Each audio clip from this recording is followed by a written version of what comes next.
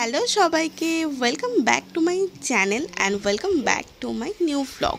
তো তোমরা এর আগের ভ্লগে দেখেছিলে যে আমরা জলপাইগুড়ি এসেছিলাম, তারপর আমরা লাটাগুড়ির কাছে মাঝগ্রাম চা বাড়িতে স্টে করেছিলাম প্রায় 3 দিন মতো। তো এবার আমরা আজকে সকালবেলা এখান থেকে বেরিয়ে যাব। আজকে আমরা যাব হচ্ছে ঋষভ লাভা। প্রথমে লাভা করব আর তারপর আমরা ঋষভে 2 দিন স্টে করব। তো চলো যাওয়া যাক।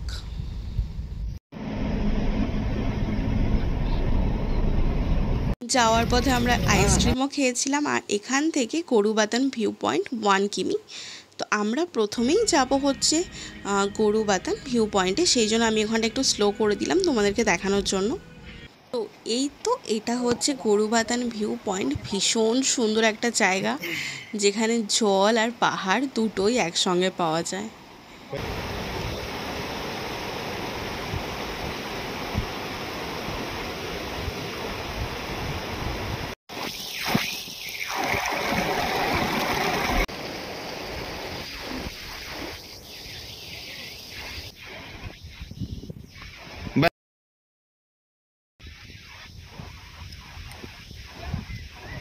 এখানে তো আমরা বেশ কিছুটা সময় কাটিয়েছি, অনেক ফটোজ ভিডিও করেছি। তো চলো এবার যাওয়া যাক। তো যাওয়ার পথে আমরা পেয়েছিলাম এই বুদ্ধ মন্দিরটা। এই জায়গাটাও বেশ সুন্দর ছিল, আমরা বেশ কিছু ফটো ভিডিও করেছি। তারপর কিছুটা যেতেই আমরা খুঁজে পাই এই মন্দিরটা। পাহাড় কেটে তার সিঁড়ি বানানো হয়েছে, তার কিছুটা ওপরেই রয়েছে হচ্ছে সেই মন্দিরটা।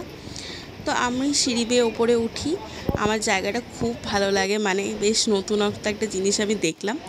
তো এই হচ্ছে সেই মন্দিরটা, হনুমানের মূর্তি ছিল ভেতরে, আর এটা যে পুজো হয় সেটা দেখে বোঝা যাচ্ছিল।